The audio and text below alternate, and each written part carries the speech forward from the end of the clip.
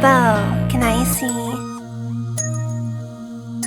Can I keep it?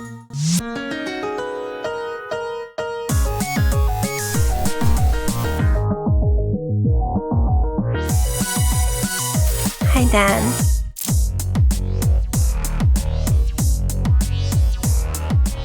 Thanks for heal. No problem. Didn't know girls play this game. Oh, I'm a boy. I just play this class. Sorry, I got to go. Oh, okay.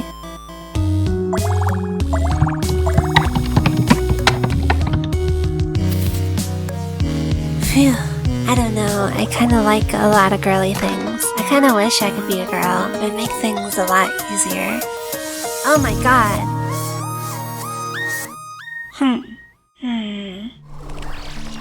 The online world offers a refuge for transgender individuals, providing them with an opportunity to express themselves freely. It allows for anime girl profile pictures and the ability to choose one's preferred gender or appearance in games. Additionally, it offers the freedom to openly state one's gender without fear or hesitation, unlike the scrutiny faced in the real world. In the words of Dr. Ben from the Transatlantic podcast, I would be in like MMORPGs, like playing as a male character, but then I would also be in chats pretending I was a guy. Like I had all those interactions with other people where they had no idea who I was, what my background was, and I would leave those interactions. I'd be like, that'd be cool if that was real. And then I'd go back to living as a cis woman for all I knew. Although challenges still exist online, it is possible to find accepting communities, including fellow transgender individuals. Many people even discover their own transgender identity through internet resources. It serves as a valuable platform for learning about transitioning and finding support when facing transphobia. LGBT communities in cyberspace share the struggles and obstacles faced by transgender individuals, facilitating a sense of belonging and understanding. This is particularly important because trans people are a minority, and their presence is often scattered across the globe. The internet becomes an essential means of forming communities when physical ones are limited. Trans communities exist on Tumblr, Twitter, X, never mind, Reddit,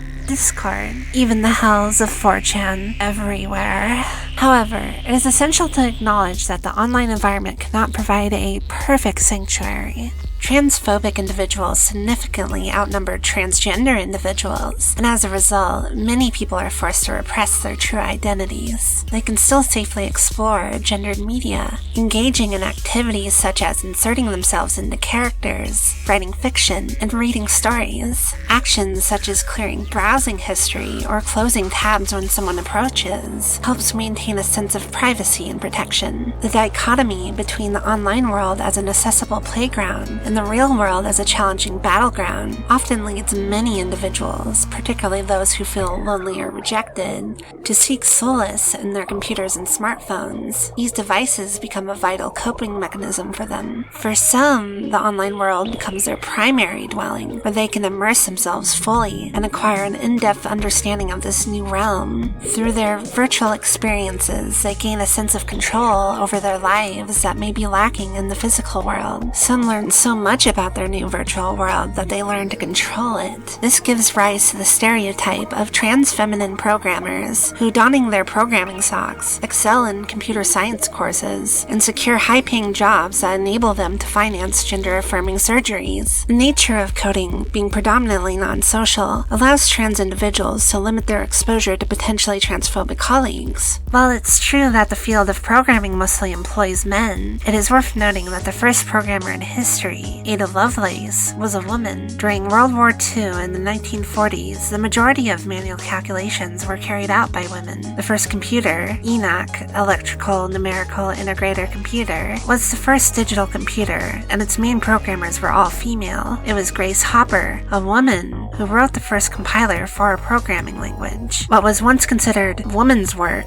eventually experienced a shift over time and became a male-dominated field. According to the U.S. Bureau of Labor Statistics, as of 2022, approximately 22% of computer programmers in the United States are female. In other parts of the world, such as India and the United Arab Emirates, the gender ratio in computing is slightly more balanced. These statistics underscore the arbitrary nature of associating computing with a specific gender norm. However, due to demographic factors, male to female transgender individuals may be more likely to have had an upbringing that encouraged computer usage. The Stack Overflow Developer Survey of 2022 revealed that 1.5% of respondents identified as transgender, and 1.6% identified as non-binary. Considering that a rough estimate suggests that 0.5% of the US population is transgender, it is possible that the representation of transgender individuals in the tech industry exceeds that of other occupational domains. Notably,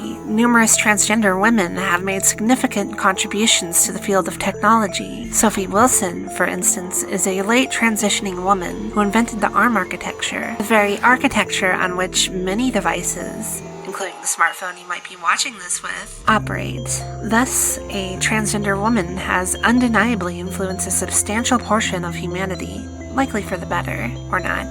Autistic people being more likely to be trans could also be an explanation, since 3.7% of respondents to the Stack Overflow Developer Survey are autistic. But trans developers don't seem to be a huge trend, just a small one that has a lot of memes made about it. For those not tuned into such high-paying fields, some get consumed by the coping of the online world. The online world can be addictive. Social media addiction is a real thing, and we can't overlook its consequences. I might be guilty of that myself. Oops. But hey, that's where you come in, dear audience. Support my coping mechanisms with your likes and subs, and by joining me on my Discord server, because I'm so lonely. Let's keep the cycle of internet addiction going. Sorry this video took so long. I guess I'm too slow, but hopefully you don't mind that. Oh, and let me know if you like my dream at the start. I may do more stuff like that, if you do like it.